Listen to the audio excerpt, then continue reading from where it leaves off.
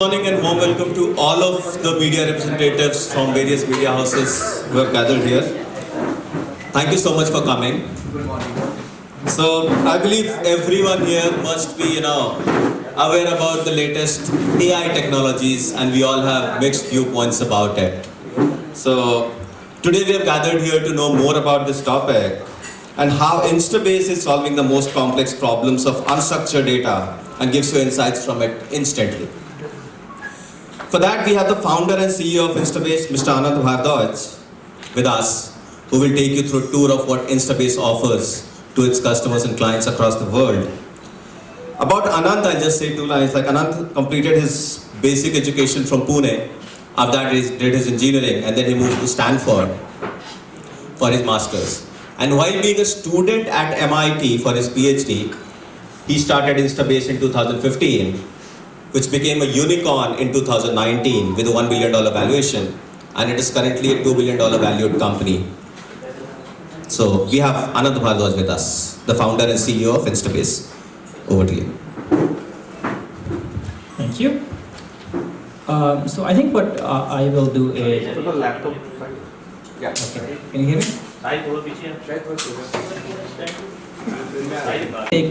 Take you through sort of like quick tour of how Instabase started, who are our customers, and of course then a quick demo of what the product looks like and how this could be relevant from the context of India, especially given like how it can transform a number of different industries, and of course, the different functions and processes within the government and so on.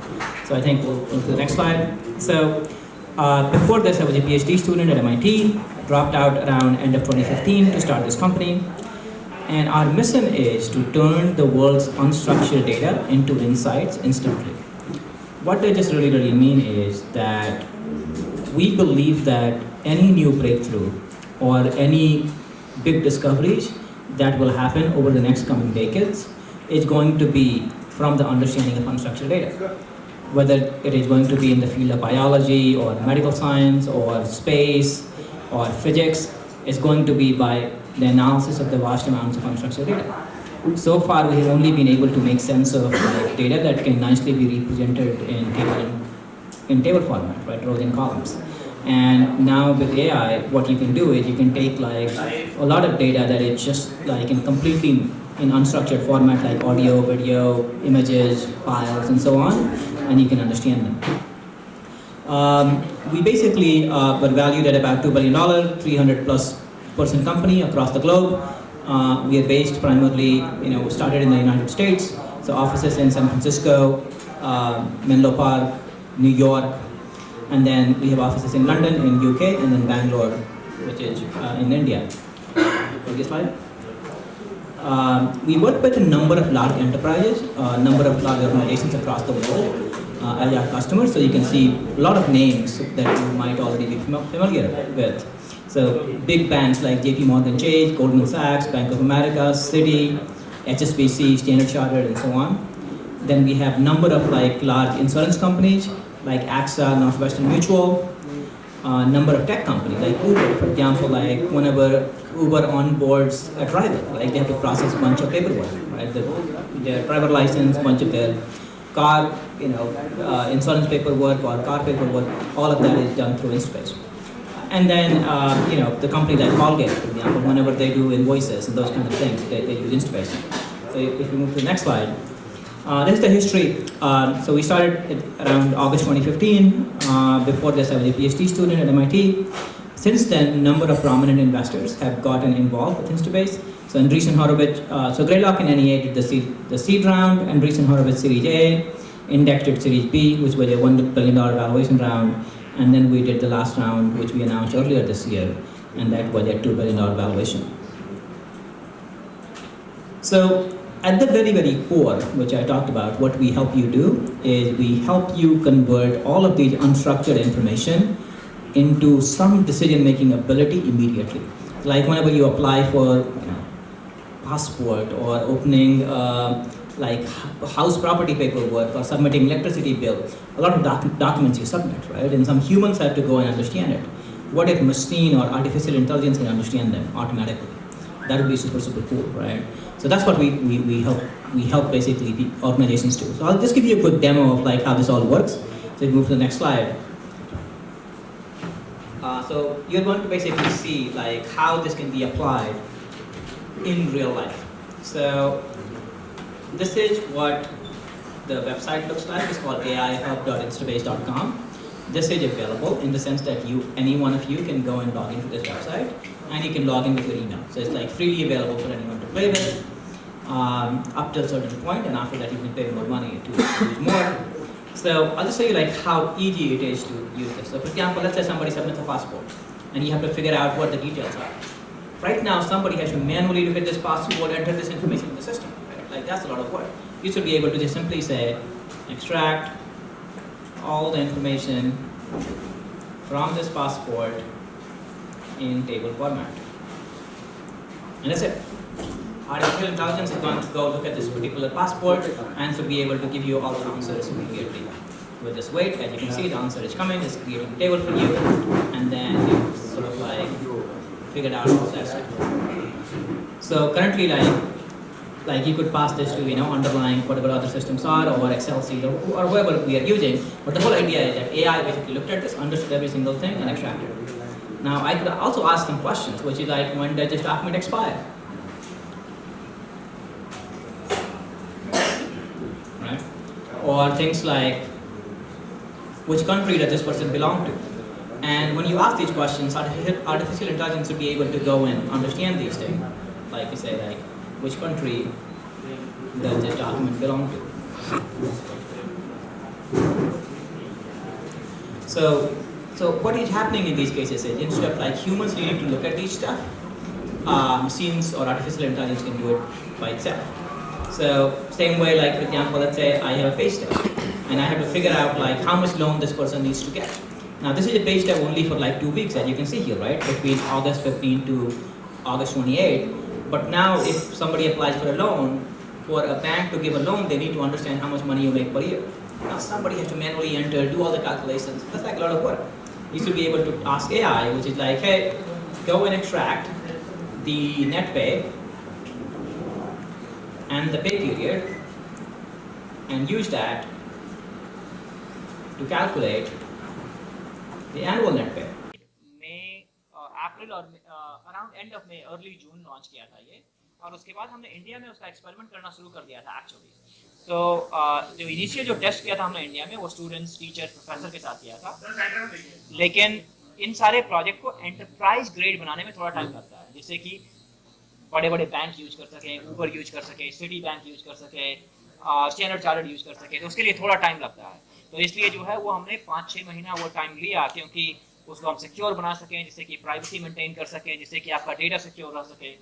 और उसके बाद हमने जो है 5 महीने के बाद release कर दिया दुनिया के लिए. तो मेरे हिसाब से जो है 4-5 महीने का टाइम लेना, जिससे कि लोगों की प्राइवेसी, सिक्योरिटी और इन सबको जो है, इन सब के ऊपर टाइम दिया जा सके, इन सबको जो है प्रॉपर बनाया जा सके, जिससे कि लोग ट्रस्ट कर सकें कि उनका डेटा सिक्योर रहेगा, डेटा बाहर नहीं जाएगा. ये सारी चीज़ें इंपॉर्टेंट है, तो इसलिए थोड़ा टाइम लगा. क्या कहेंगे इस प्रोडक्ट के बारे में? क्या है एग्जैक्टली, क्या आपने पेश किया है और कितना अलग है? तो ये प्रोडक्ट के पीछे 3 इंपॉर्टेंट चीज़ें हैं. पहली बात है कि क्योंकि बहुत सारे लोग जनरेटिव एआई के ऊपर काम कर रहे हैं, लेकिन सबसे इंपॉर्टेंट चीज़ क्या है कि प्राइवेसी और सिक्योरिटी. कि क्या, जैसे कि बड़े बड़े बैंक, यदि आप उनको डाटा देते हैं तो वो डेटा बाहर नहीं भेज सकते. आप उनके ऊपर भरोसा करते हैं, जैसे कि आप बैंक के साथ काम करते हैं कि आपका वो डेटा किसी और को ना दे रहे हैं. तो उसका मतलब क्या है कि अगर हमें उनको सपोर्ट करना है, तो हमको उनके इंफ्रास्ट्रक्चर के अंदर रह के रन करना होगा. डेटा इंडिया से बाहर नहीं जाना चाहिए. डेटा जो है हर इंसान का उसके अंदर रहना चाहिए. वो आपका जो है डेटा किसी और के मॉडल को ट्रेन करने में नहीं यूज किया जाना चाहिए. आपका जो डेटा है वो जो है, क्या कहते हैं, हम खुद ट्रेन ना करें, उसके लिए होना चाहिए. ये सारी चीज़ें, प्राइवेसी, सिक्योरिटी, एंटरप्राइज कंट्रोल, ये सारी चीज़ें जो है वो हम प्रोवाइड करते हैं in addition to all the capability that you saw. वो इंपॉर्टेंट है, जो कि बाकी लोगों का क्या है कि आप सिंपल जो है इंटरनेट के ऊपर क्वेश्चन पूछ सकते हो तो वो जो है दे देगा. लेकिन वो डेटा जो आपके डॉक्यूमेंट के ऊपर हो, जो गारंटी करे कि जो है जो आंसर है वो आपके डॉक्यूमेंट के ऊपर से ही आंसर हो, तो वो सारी गारंटी जो है ये प्रोडक्ट देता है. तो ये जो प्रोडक्ट है ये सारे लैंग्वेजेज में जो है अवेलेबल है। तो आपने अगर डेमो देखा तो उसमें मैंने जो है डॉक्यूमेंट इंग्लिश में था और सवाल गुजराती में पूछा, और डॉक्यूमेंट मराठी में था और सवाल अंग्रेजी में पूछा।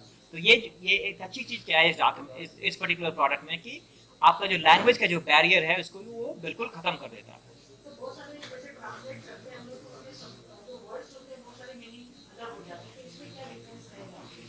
हाँ, तो मैं बताता हूँ। तो जो ट्रांसलेशन टेक्नोलॉजी जो रही है इसके पहले की, वो क्या करते हैं, एक एक सेंटेंस लेते हैं और वो सेंटेंस को ट्रांसलेशन करते हैं, ठीक है। तो उसमें क्या है कि आपके अगर कुछ गलतियाँ हुई तो एक सेंटेंस में वो गलतियाँ पकड़ना थोड़ा मुश्किल होता है। इसमें क्या होता है कि जो जनरेटिव एआई जो टेक्नोलॉजी है वो पूरे कॉन्सेप्ट को समझता है बेस्ड ऑन पूरा इनपुट, जो सारा जो इनपुट दिया है आपने या पूरे डॉक्यूमेंट को। और अगर वो आपको समझ में आ गया और उसके बाद आप आंसर कर रहे हो, तो ये एक्चुअली लाइक ये वर्ड टू वर्ड ट्रांसलेशन नहीं कर रहा, ये उस कॉन्सेप्ट को समझ रहा है। जैसे कि आप मुझसे हिंदी में सवाल पूछे और मैं आपको अंग्रेजी में जवाब दूं, तो ऐसा नहीं मैं कर रहा हूँ कि मैं पहले हिंदी में जवाब निकाल रहा हूँ और अंग्रेजी में ट्रांसलेट कर रहा हूँ, ऐसा मैं नहीं कर रहा हूँ, राइट। मैं सोच रहा हूँ और डायरेक्टली इंग्लिश में बोल रहा हूँ, तो ये कॉन्सेप्ट वैसा है।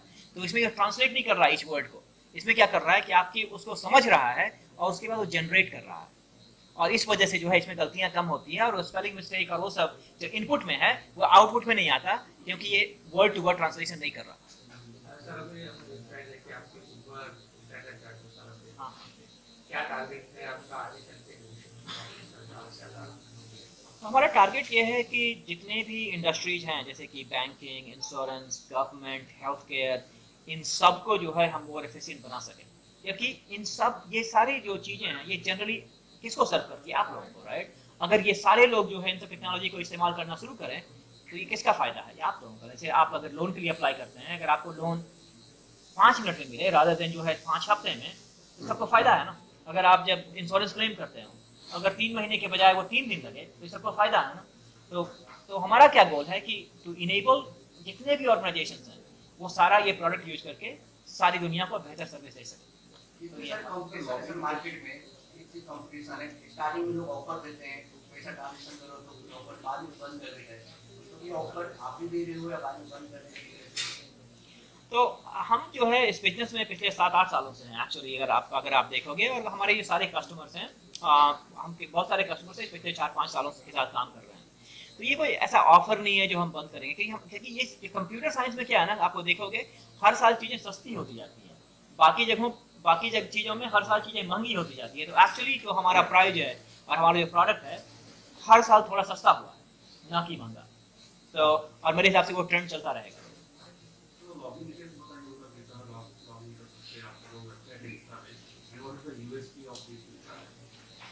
तो लॉगिन करने के लिए आपको सिर्फ ईमेल और पासवर्ड की ज़रूरत है बस। और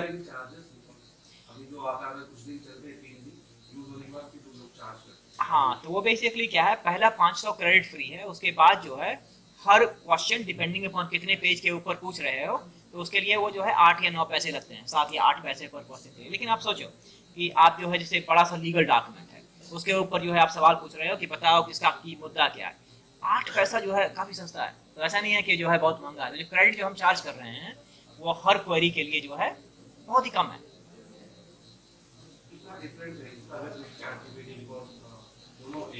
हाँ हाँ, तो चैट जीपीटी जो है ना वो इंटरनेट के डेटा के ऊपर लिखा गया है। जैसे कि आपको सवाल पूछना है कि भाई इस चीज़ का सवाल बताओ, तो उसने जो इंटरनेट से सीखा है उसके ऊपर जवाब देता है। और चैट जीपीटी बहुत ही अच्छा टूल है। चैट जीपीटी एक बहुत ही अच्छा टूल है। उसमें जैसे गूगल सर्च आप करते हैं तो इंटरनेट से रिजल्ट देता है, राइट। लेकिन अगर आपको जो है जैसे कि आपको जो है प्रॉपर्टी पेपर खरीद रहे हो और उसने सारा प्रॉपर्टी का जो है डॉक्यूमेंट दिया, आपको गूगल सर्च से आंसर नहीं मिलेगा ना कि इसमें क्या। आप लोअर के पास जाओगे, बोलोगे भैया मेरा पेपर पढ़ो और बताओ कि इसमें सब ठीक ठाक है या नहीं, राइट। तो इंस्टाबेस क्या करेगा, आप इंस्टाबेस को अपना प्रॉपर्टी पेपर दोगे, वो आपके पेपर को पढ़ेगा और उसके हिसाब से आंसर देगा, वो इंटरनेट का आंसर नहीं देगा। तो ये डिफरेंस है, क्योंकि हमारा क्या मानना है कि इंटरनेट के लिए अच्छे टूल हैं, गूगल है, चैट जीपीटी है, वो काफ़ी अच्छे टूल हैं, लेकिन कोई ऐसा टूल नहीं बनाया गया है जो कि आपके डॉक्यूमेंट को समझे और जो आंसर दे वो बेस्ड ऑन आपके डॉक्यूमेंट के ऊपर दे। तो वो इंस्टाबेस करता है। क्या टारगेट ऑडियंस मतलब बैंक, इंश्योरेंस, बैंक जो है आपको लोन देता है आपके डेटा के ऊपर। इंश्योरेंस कंपनी आपका क्लेम डिसाइड करता है आपके डेटा के ऊपर, आपका डॉक्टर आपको मेडिकेशन देता है आपके हेल्थ हिस्ट्री के ऊपर। तो हमारे जो ऑडियंस जो है वो लोग हैं जो कि रियल टाइम में आपके हिस्टोरिकल जितने भी अनस्ट्रक्चर्ड डेटा है के हिसाब से आपको सर्विस देना चाहें, तो उसके लिए बनाया गया है ये। इसका फीडबैक बहुत ही अच्छा रहा है। तो across all the different industries, banking, insurance, government, the feedback has been great, and we are investing even more and more for all the existing customers. तो इसका फीडबैक हर जगह से, चाहे बैंकिंग हो, इंश्योरेंस हो, गवर्नमेंट हो, हेल्थ केयर हो, feedback काफी अच्छा रहा है।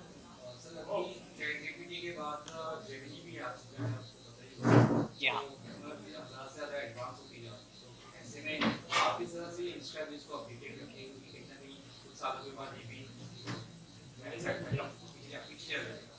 तो इंस्टाबेस, तो जेमिनी, चैट जीपीटी, ये जो सारे जो टूल हैं ये सारे इंटरनेट डेटा के ऊपर बने हुए हैं, जैसे कि आपको सर्च करना है, और वो सारे एडवांस होते रहेंगे।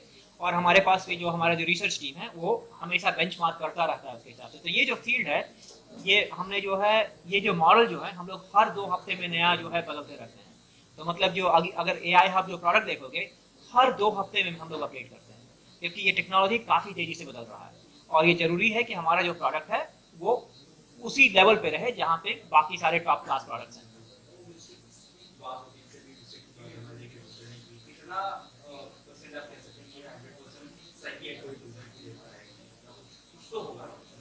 हाँ हाँ, जैसे देखो कोई भी, इवन अगर आप इंसान को भी बोलोगे, लॉयर को भी, वही गलतियां तो करते हैं ना, ऐसा नहीं है ना कि गलतियां नहीं करता। अगर आप किसी को टाइप करने बोलते हैं वो भी मिस्टेक करते हैं। तो हमने जो देखा है टिपिकली जो है, जो इन जनरल जो है, जो हमने जो बेंचमार्क किया है, तो for most basic stuff like ये ह्यूमन से ज़्यादा बेहतर करता है, मतलब 97-98%। लेकिन ऐसी अच्छी भी बात क्या है इसमें कि अगर जो है इसको कोई चीज़ नहीं आती है तो ये आपको गलत आंसर नहीं देगा। ये बोलेगा कि भाई I cannot answer you this question because I don't have the data available. तो ये बोलेगा कि now I give up and you have to do it yourself.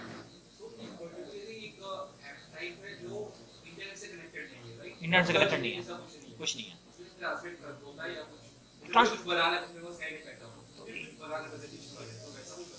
हाँ हाँ करेक्ट। हाँ, तो एक क्लैरिफिकेशन मैं देना चाहता हूँ कि एक्चुअली काफी लोग क्वेश्चन पूछ रहे हैं ट्रांसलेशन। ये ऐप का ट्रांसलेशन से कोई लेना देना नहीं है। तो ऐसा ये ट्रांसलेशन ऐप नहीं है, ये ऐप आपके डॉक्यूमेंट या आपका डेटा को समझता है और उससे आप जिस किसी भी लैंग्वेज में सवाल पूछो उसमें आंसर देता है। तो ऐसा कोई ट्रांसलेशन नहीं करे, समझ रहा है चीजें और उस answer basically under the hood क्या हो रहा है कि it has very deep understanding capability and then being able to answer any question. आप आंसर आप किसी अलग लैंग्वेज में पूछो तो बाय डिफॉल्ट ट्रांसलेशन हो गया, तो आपको ट्रांसलेशन जैसा लग रहा है, लेकिन द कैपेबिलिटी क्या है कि deep understanding of your content. हाँ, तो ऐसे बोलोगे कि भाई ये रिपोर्ट पढ़ो और मेरे लिए पावर पॉइंट प्रेजेंटेशन बनाओ, तो पावर पॉइंट प्रेजेंटेशन बनाएगा।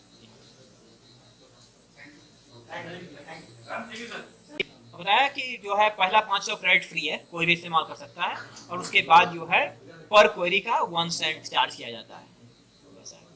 Indian organization से बात की, and we're very encouraged by seeing how many organizations want to be in the forefront of AI.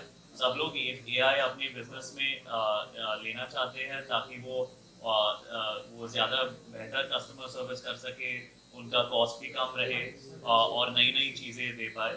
So we're seeing a lot of excitement in India to adopt all of this, and Indian companies are going ahead of the curve. We think we have all the right ingredients in India. We have the right people, we have the right technology, we have the right funding capabilities. So for India के लिए तो sky is the limit, and I think that we're excited to partner with Indian organizations to adopt AI.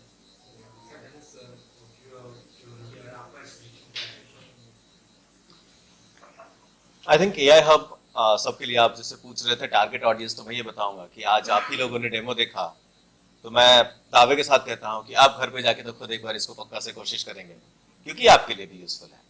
तो मैं ये मानता हूं कि ये हर इंसान के लिए यूजफुल है, क्योंकि आपके वो सबसे पहले तो भाषा के बैरियर को तोड़ता है, और ऑर्गेनाइजेशंस छोटे लेवल के हों या बड़े लेवल के हों, क्योंकि हम सारे सिक्योरिटी कंप्लायंट हैं, आपके डेटा को सिक्योर और सेफ रखते हैं, ये सबके लिए यूजफुल है। और जो आज के दिन में स्टार्टअप्स हैं, उनको अपने काम को ऑटोमेट करने के लिए बहुत ही मिनिमल टेक्निकल एक्सपर्टीज के साथ वो अपने प्रोसेस को ऑटोमेट कर सकते हैं जब जो भी डॉक्यूमेंट रिलेटेड हो। तो हम पूरे देश के startup, students, media people, lawyers सबको एनकरेज करते हैं कि आप एक बार AI हब ट्राई करिए, इस्तेमाल करिए और फीडबैक दीजिए। आपका काम इससे आसान होगा।